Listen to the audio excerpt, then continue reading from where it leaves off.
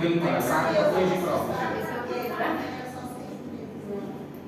A prova dele corrige igual o irmão dele, na aplicativo. Verdade? Ainda vou ver, de acordo com o comportamento de vocês, se eu vou colocar aberto ou não. Você quer ler letra frente? Eu gosto da humilhação. Mas eu tenho uma coisa que eu falava não. Eu prefiro múltipla escolha, eu corrijo muito mais rápido, muito mais fácil para mim. Mas a humilhação eu gosto. Sabe, por exemplo, assim, vamos tirar um pouco. Não, a gente não faz. Confia. Aqui também grava? Você grava nas duas? Não, esse aqui é pra mim. É lá a felicidade grava. Só que a faculdade não sei onde eles postam.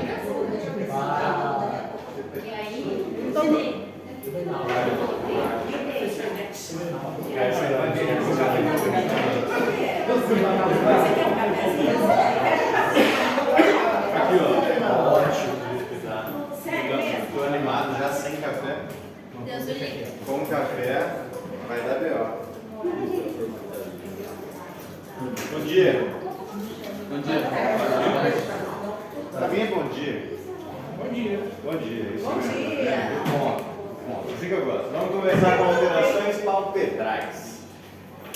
Antes da gente começar as alterações, vamos relembrar anatomia e fisiologia. Anatomia, duas pálpebras, a gente tem superior e inferior. A função motora da pálpebra está só na superior, inferior não cumpre a função de movimento. E a gente tem uma divisão anatômica que a gente classifica em 4 capas, sendo a capa mais superficial pele, com tecido celular subcutâneo. Por baixo da pele, com tecido celular subcutâneo, a gente tem a capa muscular, com 2 músculos. Quais são? Orbicular. O orbicular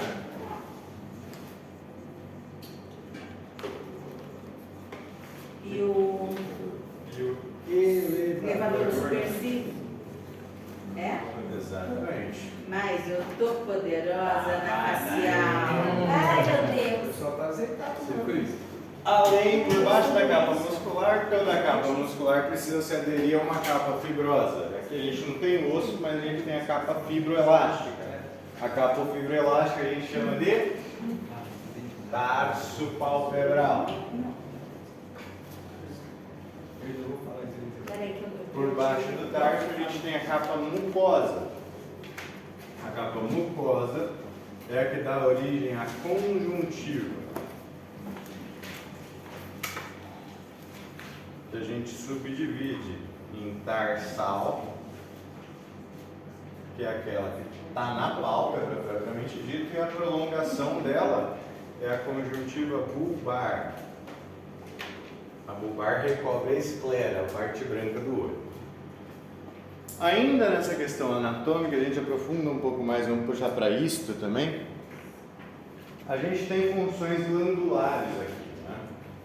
Onde na pele a gente tem 2 glândulas palpebrais. Quais são as glândulas palpebrais da pele? Lágrima. Então, da superfície corporal, onde tem pele, a gente tem glândula sebácea e sudorípara, né? Aqui a gente também tem. A sebácea se chama zeis. Z-E-I-S. É a glândula sebácea das pálpebras. E a glândula sudorípara é uma sudorípara apócrina. Você está procurando o slide, né? Não, não, não é. Não tem. Ah, sem graça. Então.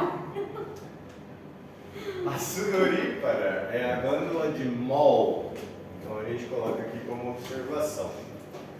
Dentro da pele a gente tem função glandular, sendo glândulas de Moll e glândula de Zeiss. No tarso palpebral a gente tem outra glândula, que também é muito importante. É uma glândula lipídica modificada que secreta lágrima, que é a glândula de Meibômio. Importantíssimo, agora que a gente vai falar sobre patologias palpebrais, conhecer essa glândula de meibômio, que ela é uma das principais causantes de quadros clínicos de origem palpebral. Vai dar merda esse monte de tripé aqui, viu? Eu vou tropeçar nele, certeza. Juan, mas agora uma dúvida, assim. Precisa saber esses nomes? Não basta saber que é um... As glândulas sim, porque cada uma delas tem um processo diferente. Sei, Simão. É. E meibômio, que está no tarso palpebral. Então vamos fazer assim. Tendo isso aqui em vista, vamos para os quadros clínicos. Dos quadros clínicos a gente tem de origem infecto-contagiosa, de origem inflamatória infecto-contagiosa e de origem a mau posicionamento palpebral. Vamos começar com o quadro inflamatório infecto-contagioso. O primeiro que a gente vai mencionar é a blefarite. Bem comum, né? Extremamente comum. Não tem que ficar sabida hoje, né? A gente tá sabendo. A blefarite, a gente classifica ela em dois grandes grupos. Ela pode ser uma alteração seborreica ou inflamatória, infecciosa, perdão. Onde 90% dos pacientes é de origem seborreica. Isso quer dizer que toda vez que a gente chegar na conclusão de diagnóstico de blefarite, a gente vai fazer um manejo inicial como se ela fosse seborreica. Caso o nosso manejo caso o quadro seja refratável ao nosso manejo inicial, a gente entende que o quadro não é de origem seborreica, mas sim de infecciosa. Então entra nos últimos 10% da causa, que é infecciosa.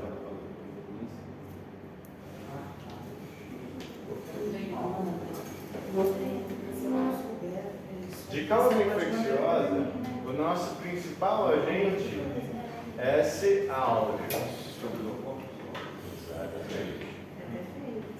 Então é importante a gente conhecer também o agente etiológico, porque a gente vai mudar o nosso esquema terapêutico. Aqui a gente não vai usar nenhum derivado de penicilina porque tem maior resistência. Aqui a gente usa classicamente moxifloxacina como um tratamento. Mas vamos para o quadro clínico. Também.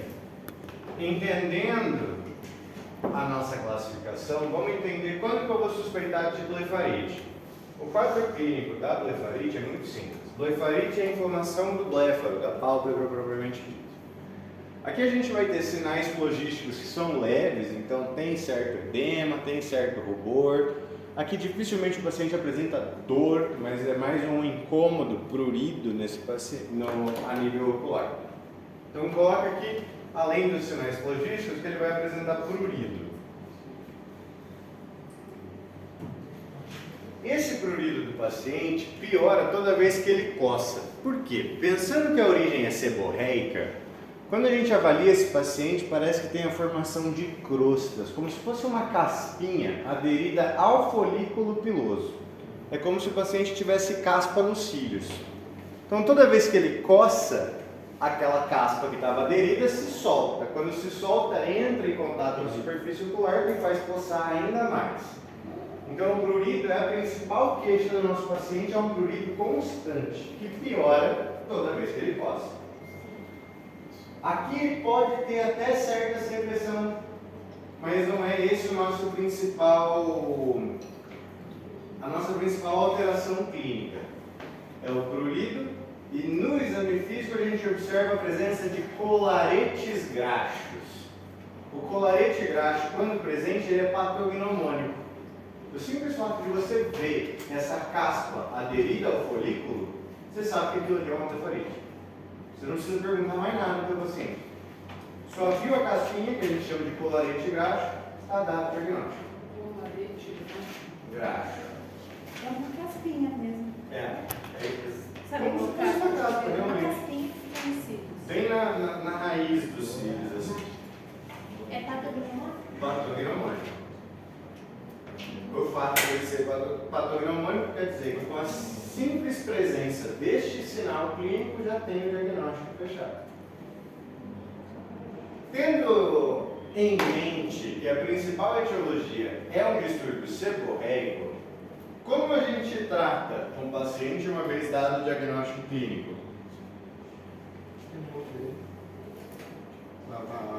Tem que remover, né? Para remover tem que ser feita a higiene, tem que lavar. A gente indica sabonetes neutros para poder lavar esse acúmulo de secreção, que é quem está obstruindo o funcionamento glandular. Ao desobstruir o funcionamento glandular, resolve o quadro do paciente, que era isso que estava gerando a inflamação. Aí eu pergunto, qual é a glândula que está afetada aqui? Se o distúrbio é seborreico. A glândula de Zeis. Viu por que a gente tem que saber? Viu? E algum tipo de olhinho? Óleo? Tipo um azeite assim para retirar essa caspinha? Mas na ideia de prevenir a hipersecreção, que a gente já está hidratando. No caso, tem Mas o manejo é higiênico. com sabonete neutro.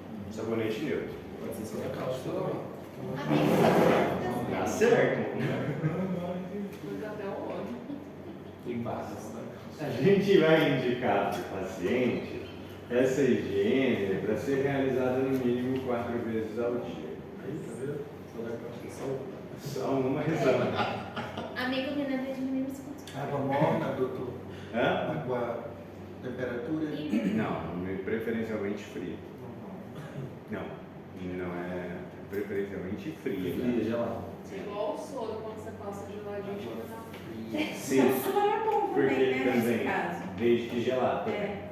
Aqui a ideia da temperatura ser fria é que vai fazer vasoconstrição. Fazendo vasoconstrição, diminui o fluxo sanguíneo local, consequentemente diminui o prurido.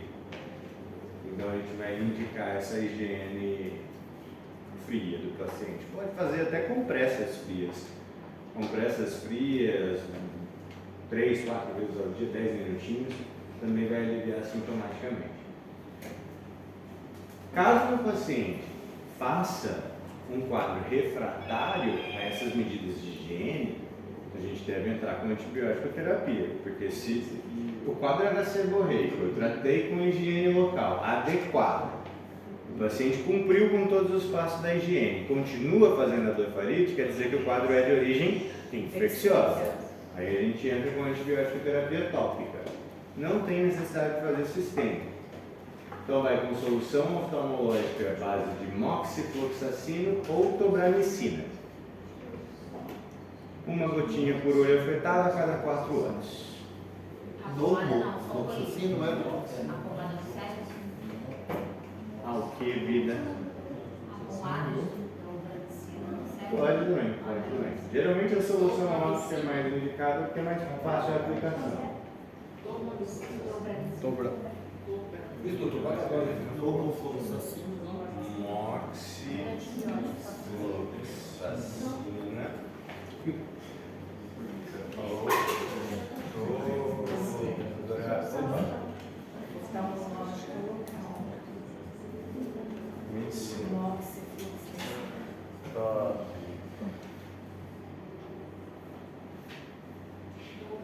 Aqui a gente vai ver os solarites graxas.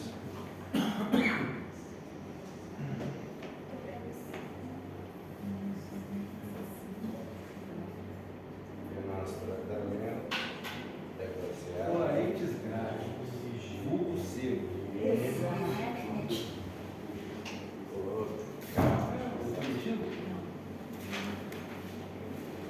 Esse quadro da blefarite pode se fazer crônico. Quando se faz crônico, o mais provável é que seja um quadro infeccioso com um tratamento que na maioria das vezes é abandonado pelo paciente.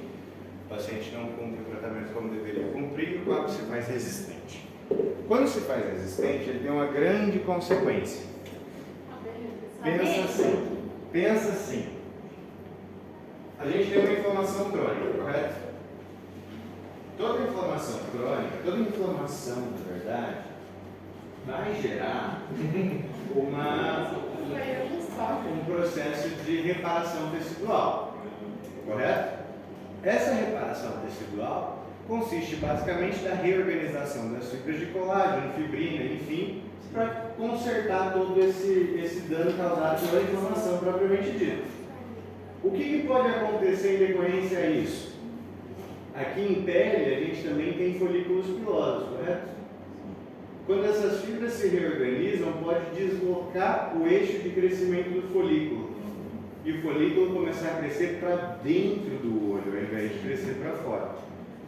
Esse é o quadro que a gente conhece como triquíase. Anota aí. Triquíase.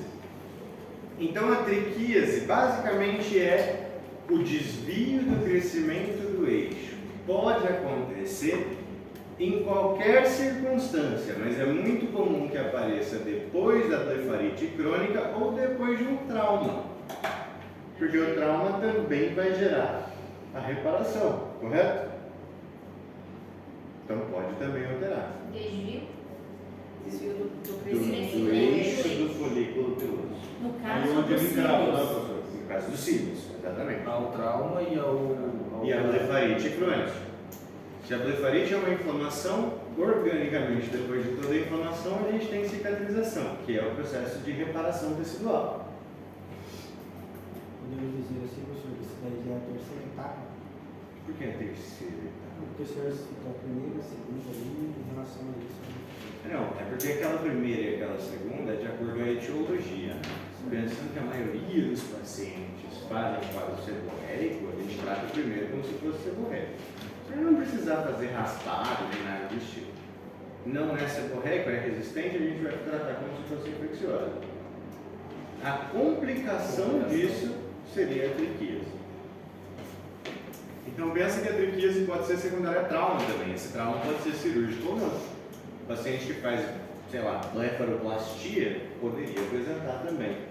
Igual Paciente que aquele faz... pessoal perto dos cílios, né? Coloca alongamento, não cuida, cai tudo, vira aquela... Sim. Sabe outra coisa que é clássico que acontece também? Quando faz aquela micropigmentação da pálpebra, também acontece isso. Bastante frequente que acontece. Porque é uma tatuagem que está fazendo. Então gera trauma, trauma gera cicatrização, vai gerar o desvio do folículo. Que tem um quadro clínico, a triquíase, que é bastante peculiar. E é bastante óbvio da gente imaginar. Se o cílio está rotado em sentido contrário, ele está em contato com o olho do paciente, ele vai chegar no meu consultório referindo o quê? Doutor, meu olho fica coçando o tempo inteiro, parece que tem um cílio lá dentro. Parece que caiu um cisco. O cabelo, Então, o principal incômodo do nosso paciente é, mais uma vez, o prurido ocular, a sensação de areia e a sensação de corpo estranho. Essa sensação de corpo estranho, no nosso exame físico, a gente vai notar que se acompanha de hiperemia ocular, que o olho fica avermelhado, principalmente pelo tanto que ele coça, irritado, né? bem irritado, e vem com epífora. O que é epífora?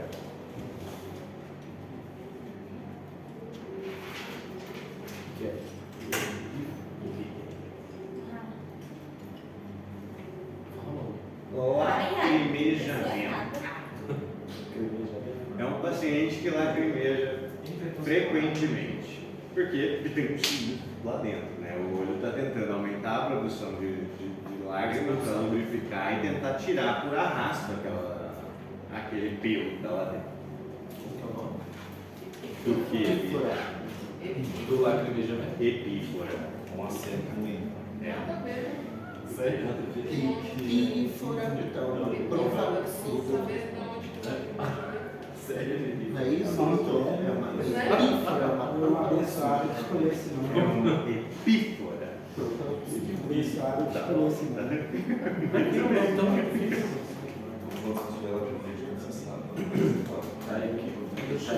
Estou epiforando. Aprendi todo final de semana, tá? Agora na escola, naquele lugar bastante.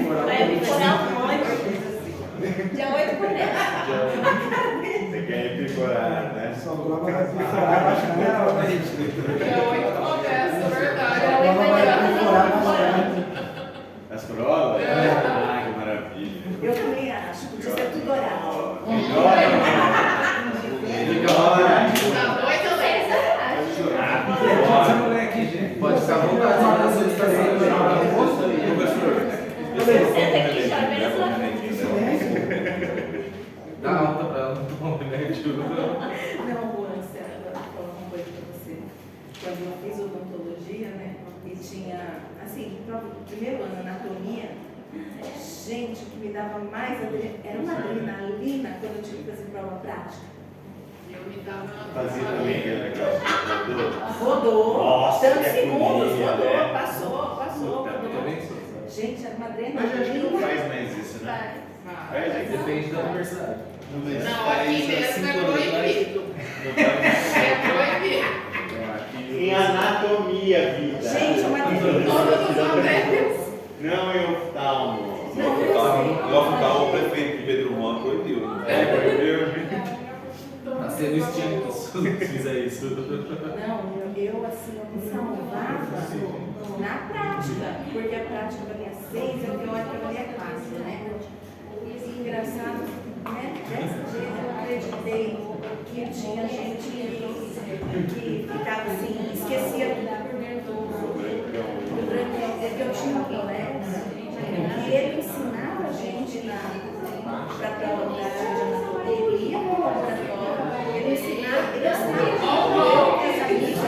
e ele tirava nota baixa e Seja ele bem-vinda. não, Se a Jéssica tirar 10 na prova, eu vou fazer um regaço dessa prova. Eu trago mais Se a Jéssica tirar 10, Você tá na caneca. ele ensinava a gente, mas não tinha o que fazer. Sai do ar, sai do ar. Você quer continuar a aula e depois você mata a aula. O professor quer continuar a aula. então 90% das blefarites são seborreica 10% e 10% infecciosas. E a análise. E 100% dela pode se complicar com triquias. Com triquíase por trauma ou uma blefarite crônica. 100% pode se complicar. Mas Independente se é bacteriana ou se é Todas vai se complicar. ela pode se complicar com triquias. Doutor, eu acho que Perfeito, pode pular o tempo. Na estrutura de taço tem meivônio, não é? É no meivônio que tem mols, vocês, ou é pele? Meigômio é a glândula de meigômio, que é uma glândula tarsal. Tem nada a ver da com lágrima. isso. E da lágrima. Não. La lágrima lipídica es producida por la glándula de meigômio. Pero teniendo en cuenta que el filme lagrimal vamos a decir, se forma de 3 tipos de lágrimas. Uno es lágrima acuosa, son el 90% de toda la secreción lagrimal es acuosa, está dada por la glándula lagrimal principal, una glándula orbitaria, no palpebral. Después está la glándula de meigomio con su 5% y 0, algo de secreción corneana que hace lágrima mucinosa. Entonces son 3 clases de lágrimas. Não é conduto lagrimal. No.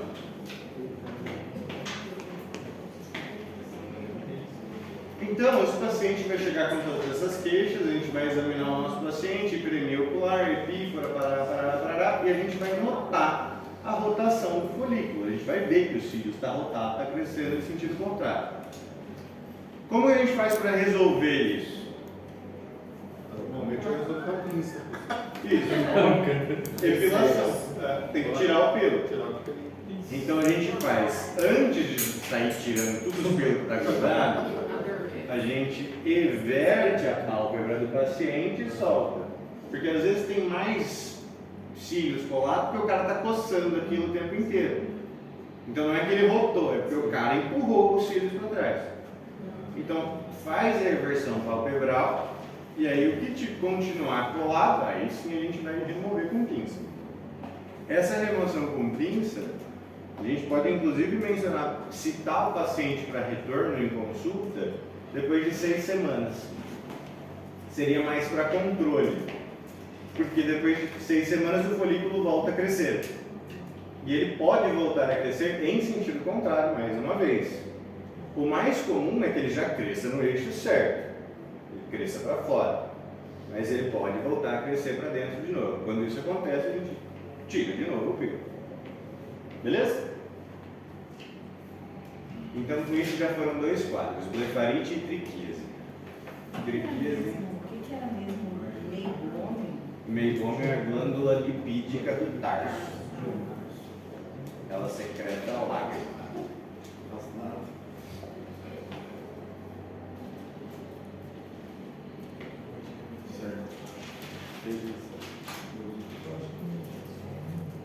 Depois disso a gente tem o ordelo, ou orsuelo, em espanhol, que é o famoso terçol. Ordelo. Viu o vídeo? É. Aquela coisa que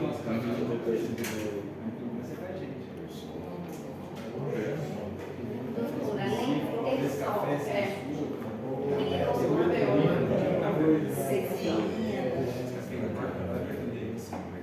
Tu sabe que na real tem que olhar para as bordelo, mas não vou.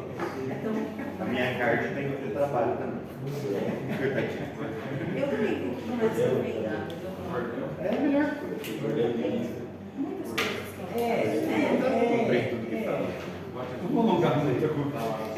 Então, o ordelo, galera, é um quadro extremamente frequente, que a definição dele é que ele é um abscesso da glândula de Meibome.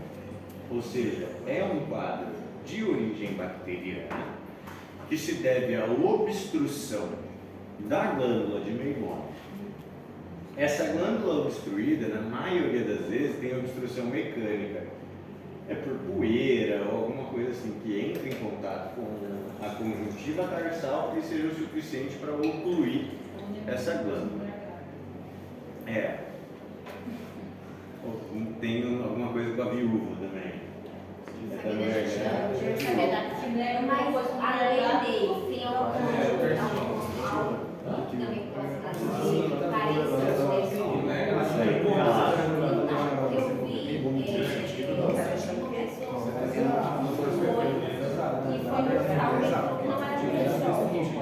Então, eu vi então, mas eu não vou explicar. Algo não soube explicar? Mas tem diferença de Aí ela foi na farmácia e ele falou pra ela ver qual a pomada que tinha no colírio pra mandar foto desse. O oftalmo mandou a paciente ir para a farmácia ver que colírio tinha. Aí eu indiquei esse Boladex.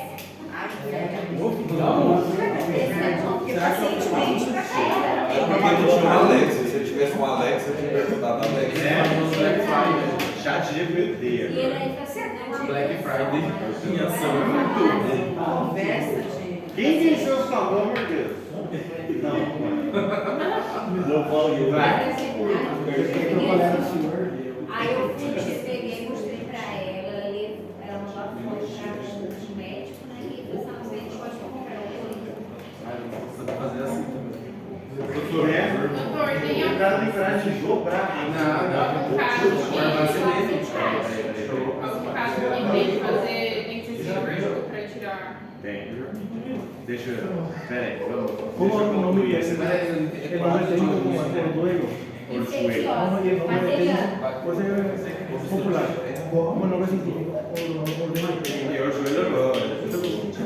infecção bacteriana. Ele popular é meu primo não. Tersol, né? Vamos ver, vou ter outro. Eu Você tem outro nome desse? Versou aqui, Juliana Porcelo, o quadro de origem. Vai, deixa eu focar aqui. Por favor, quadro de origem bacteriana. das glândulas sebáceas. Não é das glândulas sebáceas. Vai então. Frequente, acesso glandular meibome. É o abscesso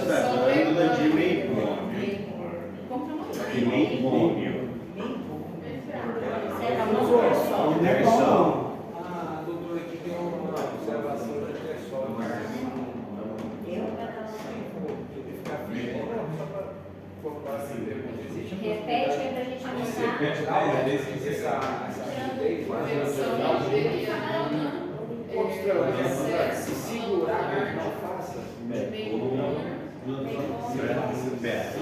Um corpo estranho impedir a formação do Como você quer. Lembra das vezes. Como que eu só quero saber se existe dificuldade de trauma segurar a glândula, em geral, o quadro, qualquer obstrução vai gerar, independente da etiologia da traumática ou não. Mas configura a porque mas ele vai ter. Então é assim. Então é assim. O abscesso da glândula de Meibomian é o ordelo. Logo, o ordelo é um quadro agudo, uma inflamação granulomatosa muito intensa, porque é infeccioso a etiologia. Sendo uma reação inflamatória intensa, os sinais flogísticos são intensos também.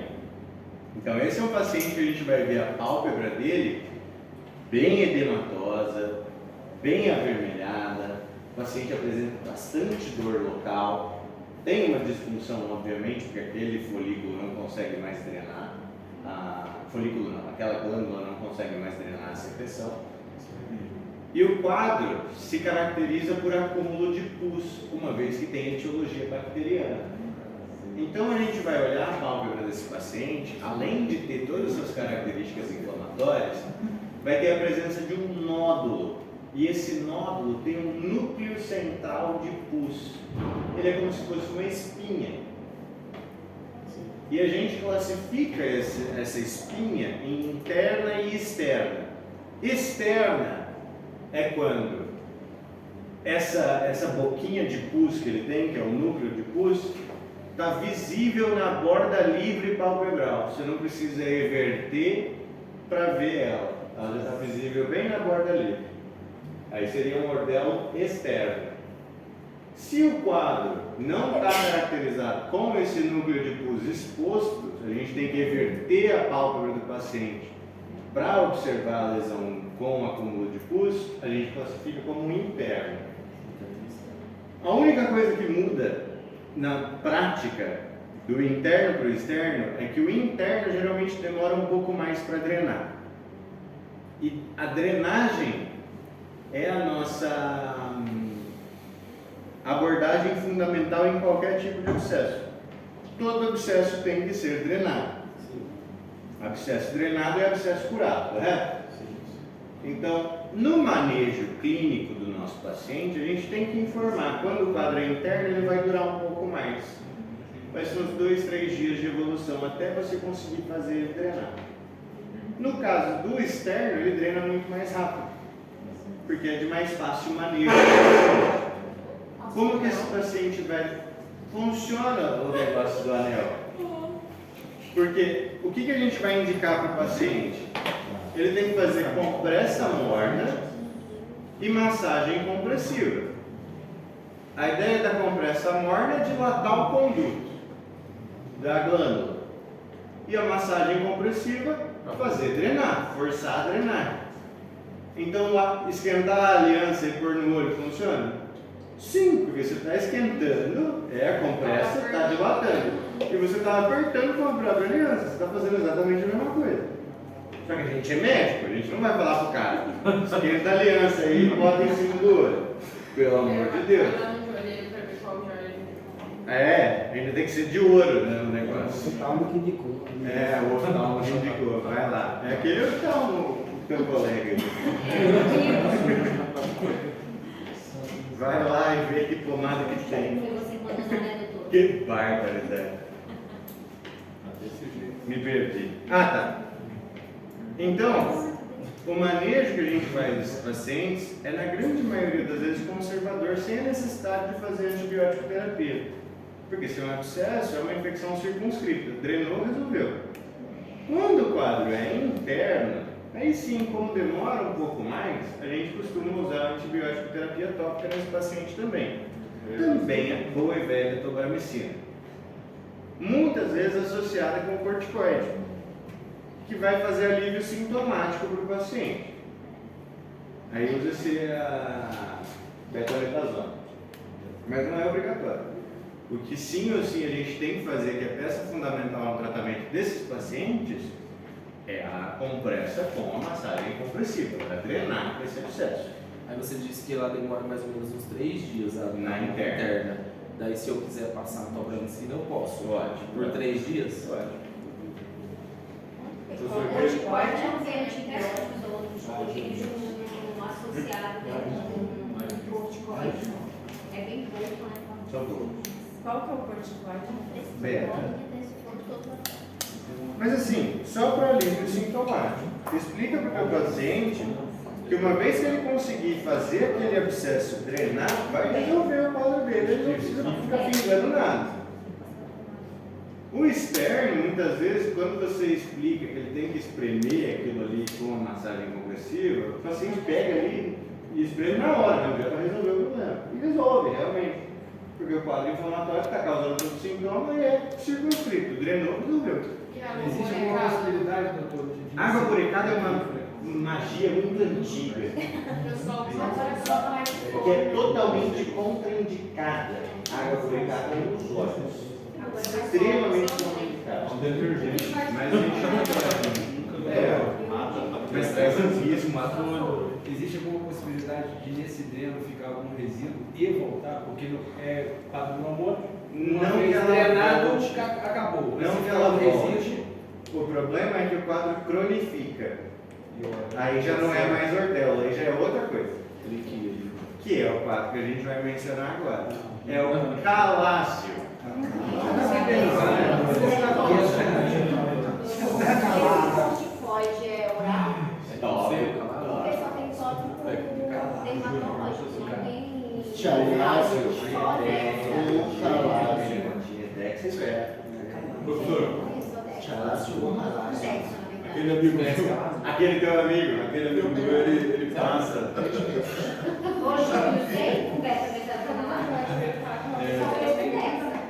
Tem Dexa e a gente, aquele amigo meu usa retenção. Aquele amigo meu. O que é isso? Retenção é um clorofenicolzinho com uma Cloranfenicol, meteu no cloranfenicol. pomadinha. Ah, que bom. A pomadinha usa, que a pomadinha vai cair no olho, coloca uma lágrima artificial também.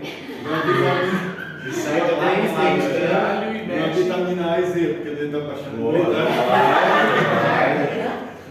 Aí morre. Já faz um beta 30 intramuscular, dá pra dar aquela.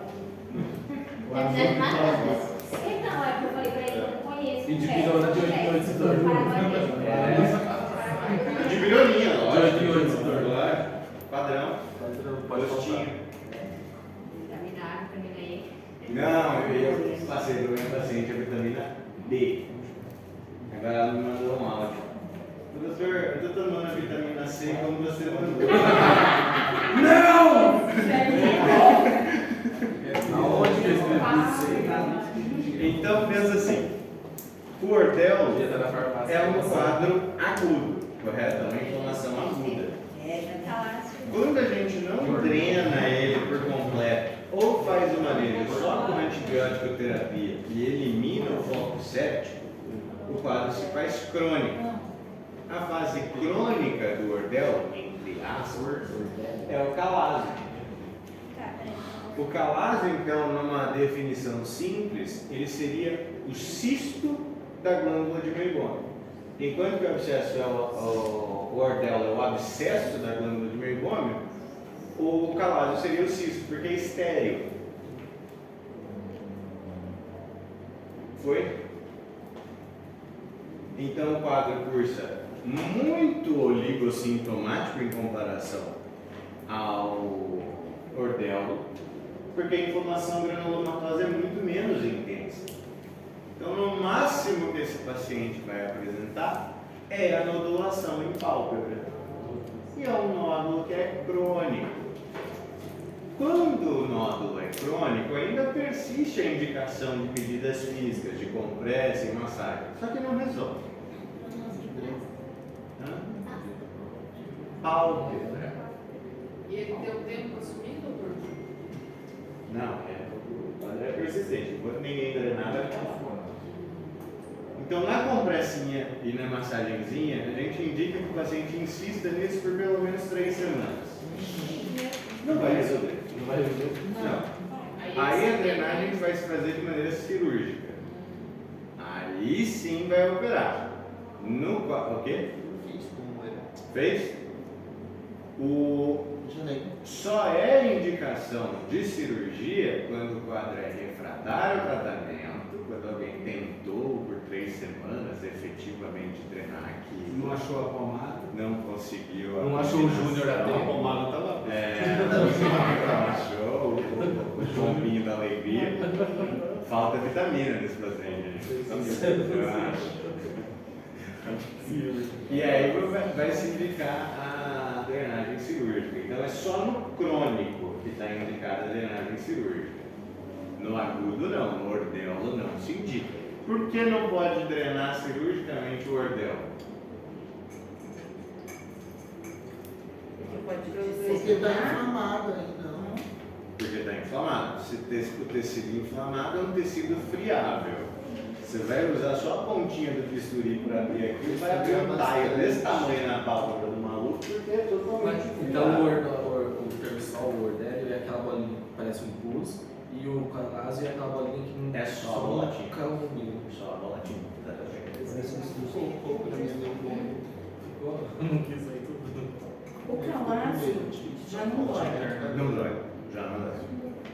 Pode que numa fase inicial o paciente sinta dor, que é justamente quando sofre resíduo, mas muito menos do que o ordelo propriamente dito. Já no crônico, o paciente já está acostumado. É igual ao pterígio, né? Quem tem pterígio já até esqueceu o que tem, já não sente mais aquilo. Os casos Muito leve, muito leve. E esse calácio ele pode dar tanto embaixo quanto em cima, né? Eu achei que era só E o ordelo também pode dar Na parte de baixo. eu falo assim, ó. Sim, na pálpebra de cima e na pálpebra de baixo. Porque a gente está falando da meibona, né? Que ela tem que ter superior também. Ficava assim. Bom, então essas todas são as patologias de origem palpebral. Agora a gente vai para os quadros de mau posicionamento palpebral. Em mau posicionamento palpebral, a gente tem 4 grandes representantes, que são entrópion, ectrópion, pitose e retração. Jesus.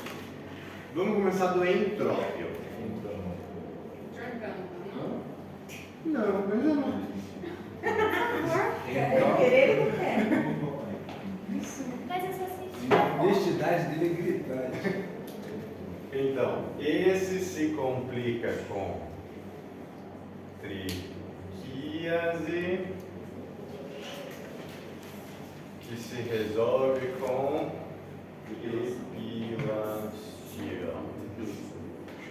Tira o pelo de lá. Depois a gente tem o quadro agudo.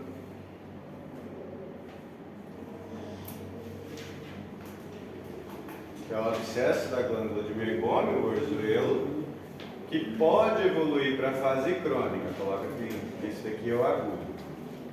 A fase crônica é o calácio.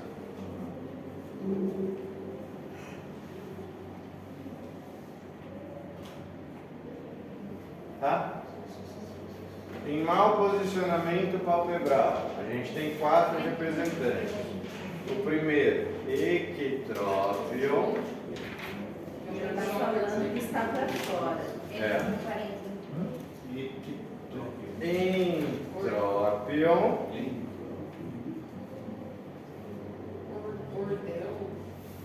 Opa, pijoses não. Pitose.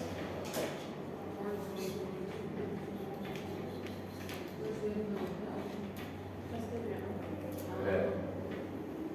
Pitose Você fala palpebral. desse português. E a retração palpebral.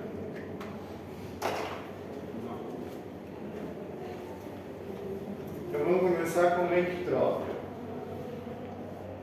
O O ectrópio, como o nome está sugerindo, é quando a gente tem a rotação da pálpebra inferior em sentido externo. É quando a pálpebra inferior cai assim para fora. Muito mais frequente em pacientes idosos. Muito mais frequente. Uma redução do potencial elástico da pele, né? A pele fica mais flácida. E com isso a pálpebra pode cair tanto para fora quanto para dentro. Faz a rotação externa ou rotação interna.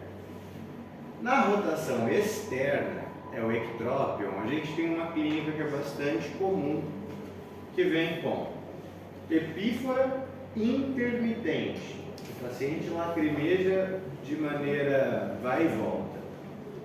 Alternada essa epífora intermitente, vem a sensação de olho seco. Então, ao mesmo tempo que esse paciente está lacrimejando em excesso em alguns momentos do dia, em outros momentos do dia ele sente como se tivesse o olho seco cheio de areia. Junto. Alternado, né?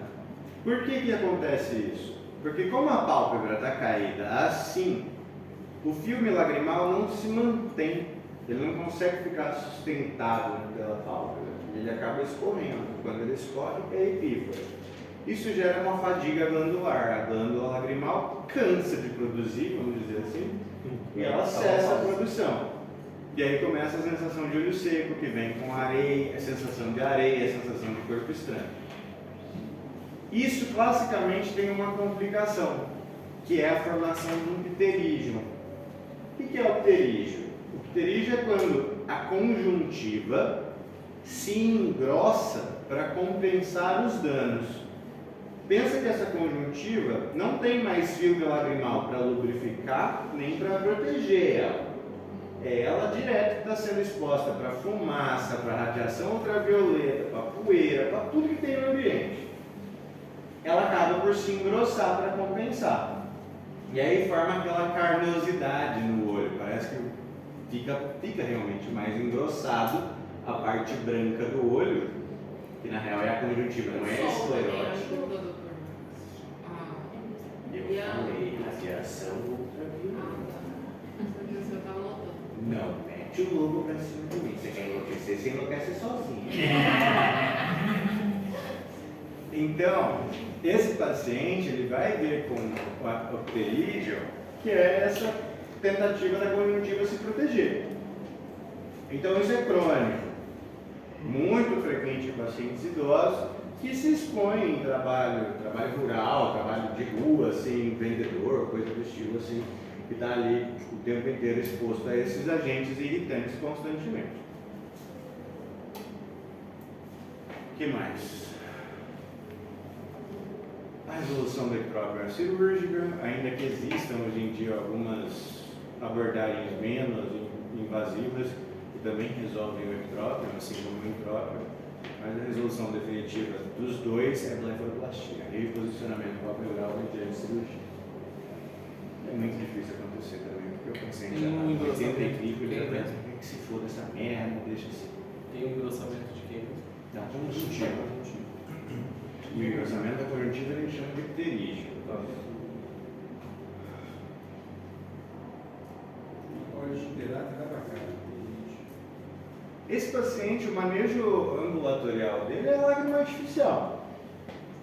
Porque enquanto não resolver essa pálpebra caída, vai ter uma insuficiência lagrimal. Então a gente tem que pôr lágrima artificial nele para compensar o quadro.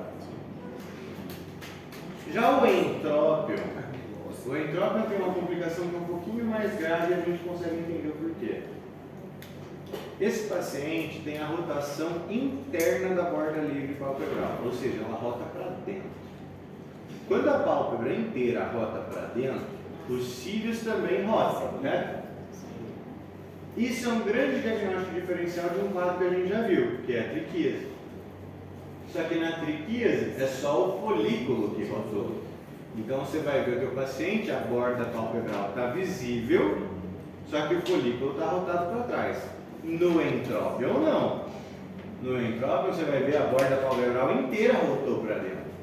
E vai ter uma pseudotriquíase.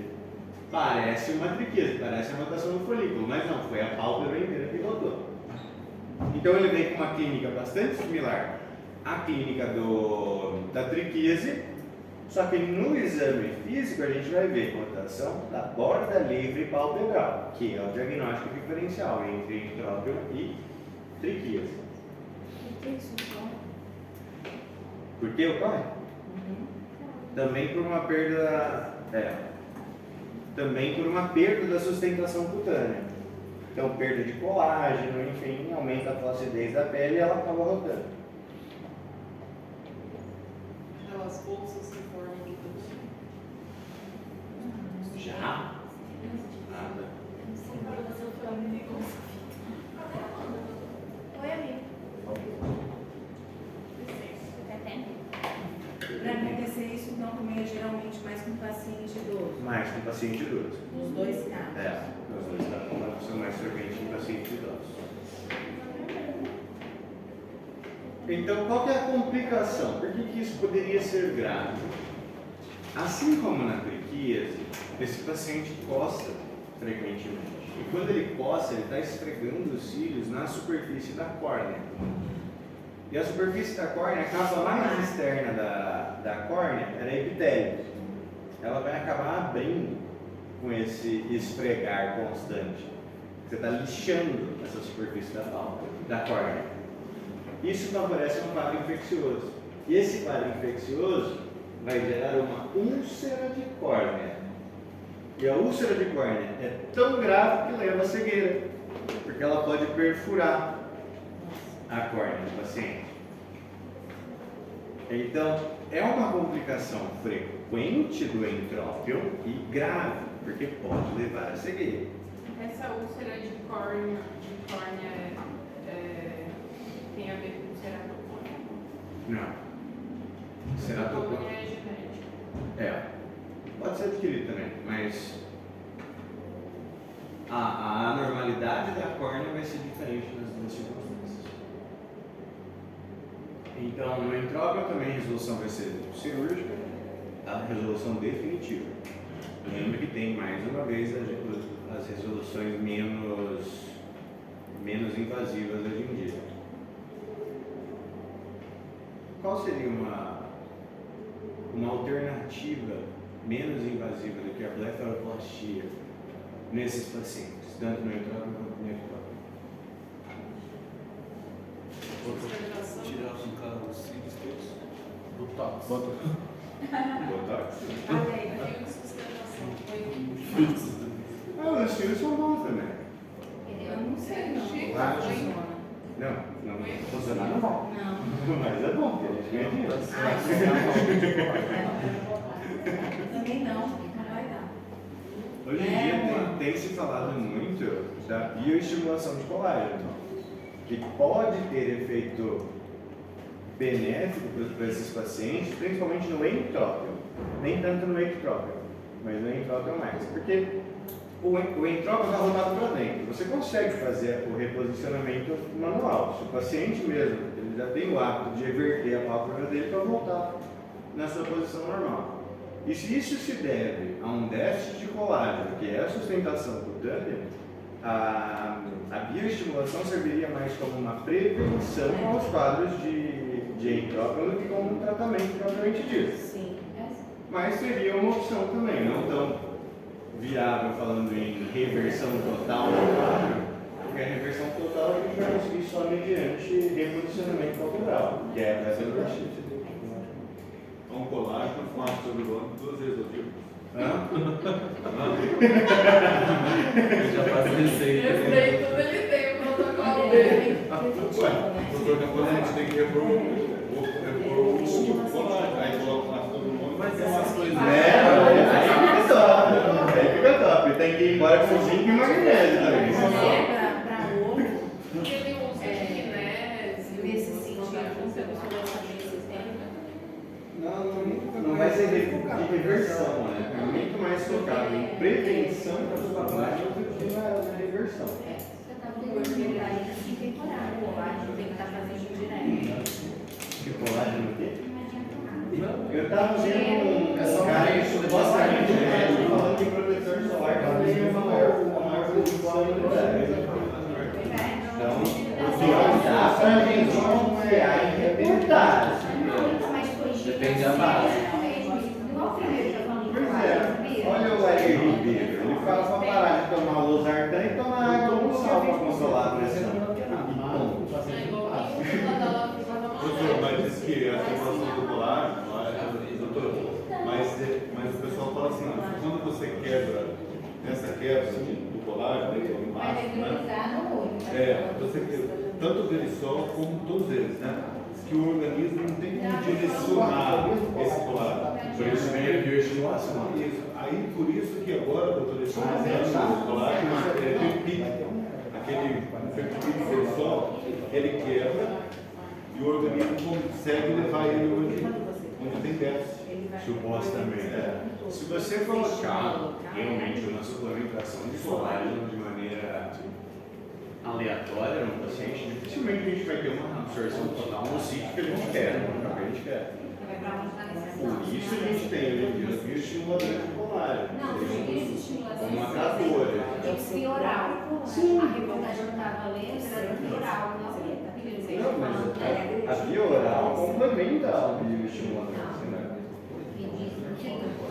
Porque pensa É assim, longo prazo, não adianta. É. Ficar indo aqui e tomar agora. se Não, você colágeno não é barato. Não. Colágeno bom, tipo, é 300 horas, dependendo do colágeno. Ele E aí vai Aquela mulher do SBT lá vai. 30 comprimidos. Aquela da ômega 3 também.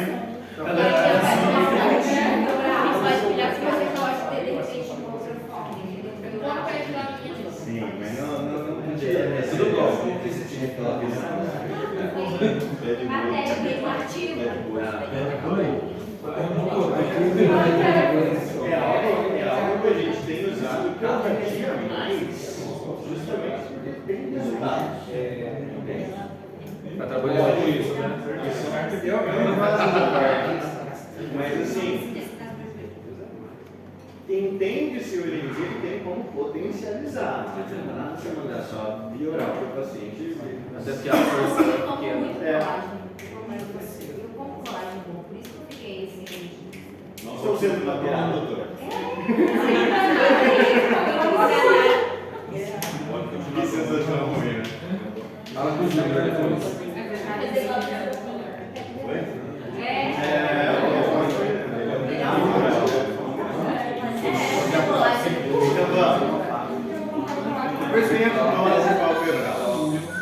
A pitose palpebral é aquela pálpebra caidinha.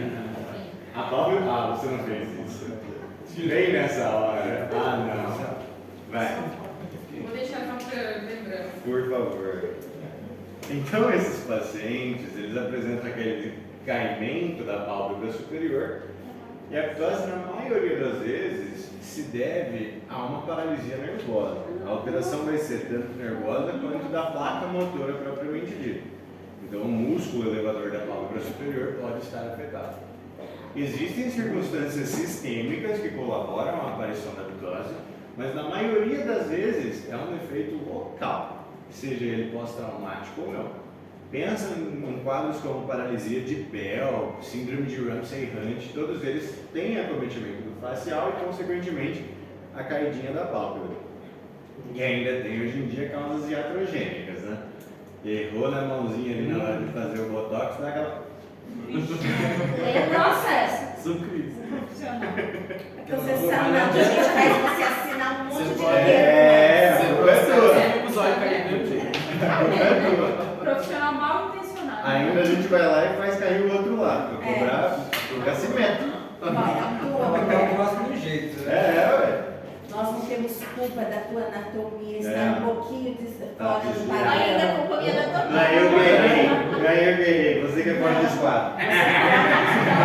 Doutor, mas tem pessoas que já têm essa mitose aí sem ter nenhum problema?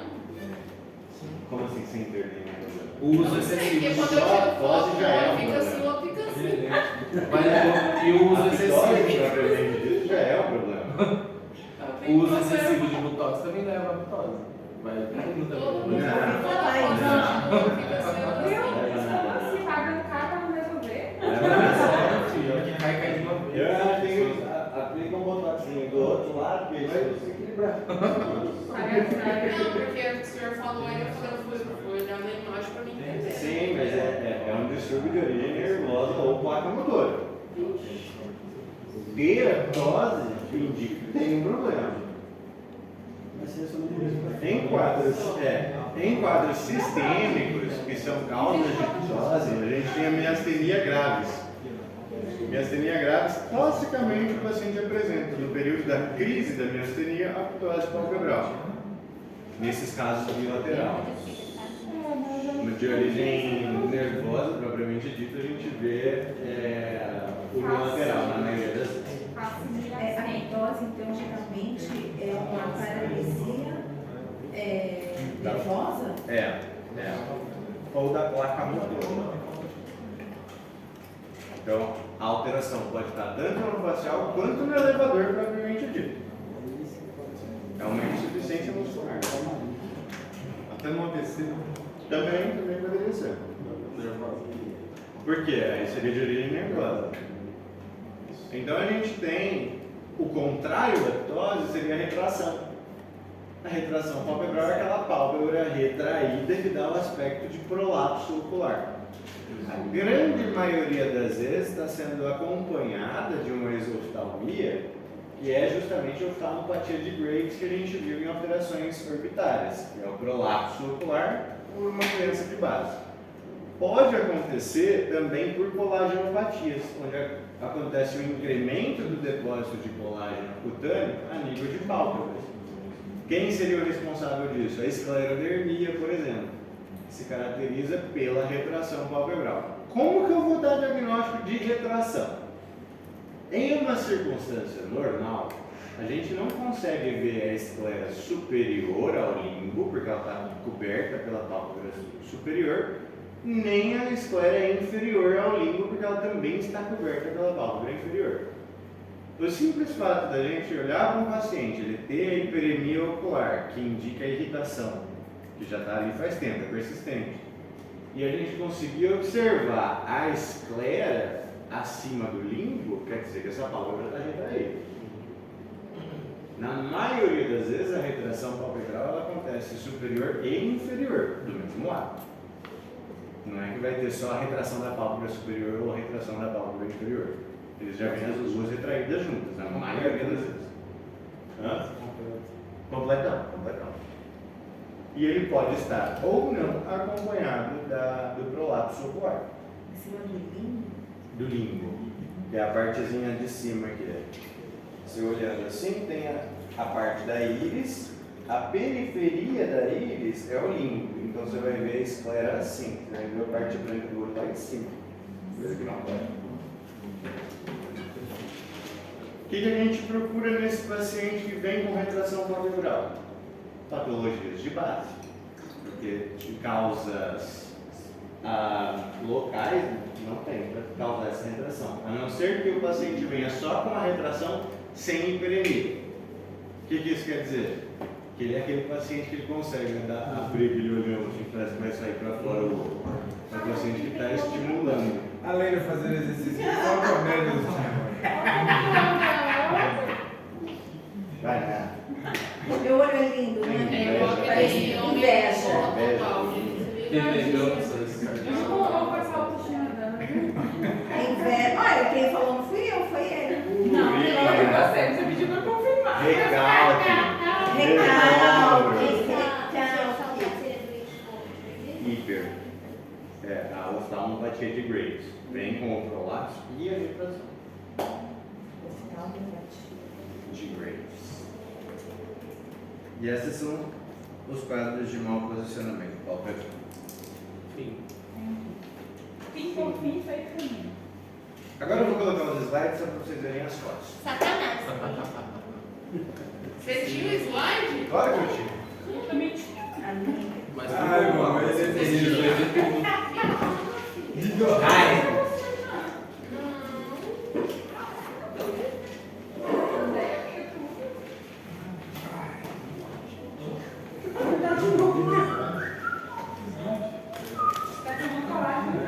Quem pediatria agora? Hoje? Pediatria agora?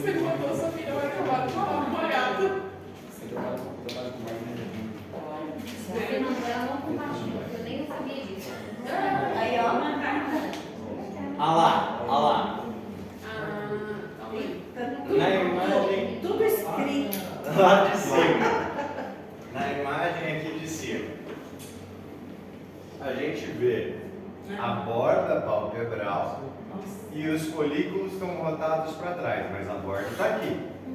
O que é esse diagnóstico? Triquíase, rotação só do folículo palpebral. Aqui embaixo, a gente vê o acúmulo de secreção amarelada na raiz dos cílios. O que é isso aqui? Blefarite, porque tem os colaretes graxos. Parece uma casquinha. Parece casquinha. Aqui a gente vê pálpebra superior bem inflamada, com uma lesão nodular e um núcleo central de pus. Orzuelo. Esse daqui é interno ou é externo? Externo, que está na borda ali palpebral. E aqui a gente vê uma nodulação sem tantos sinais inflamatórios. Calado. É tudo os oftalminhos já.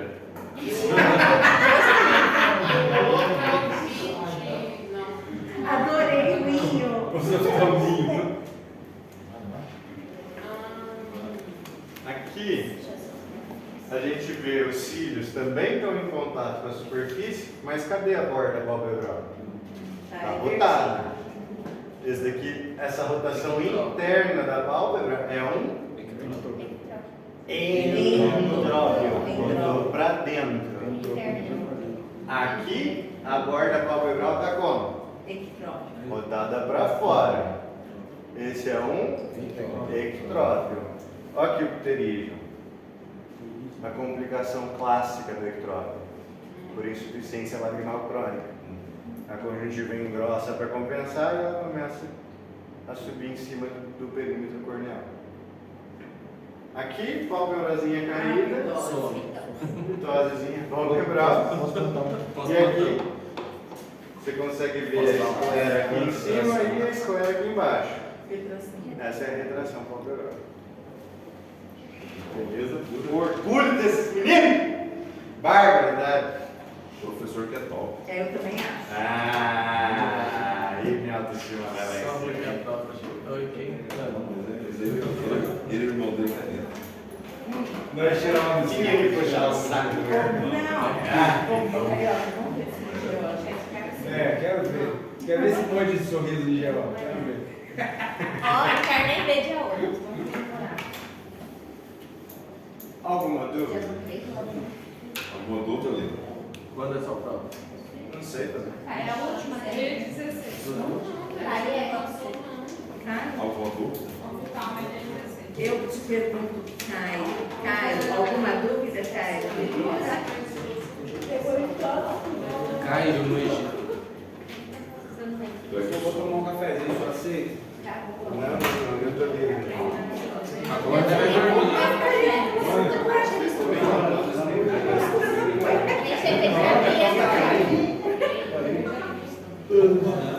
É porque eu uso dois celulares, tá ligado? Põe o cinto. Ué, mas eu tô são cinco. Só também não vou ficar o negócio me massacrando, não.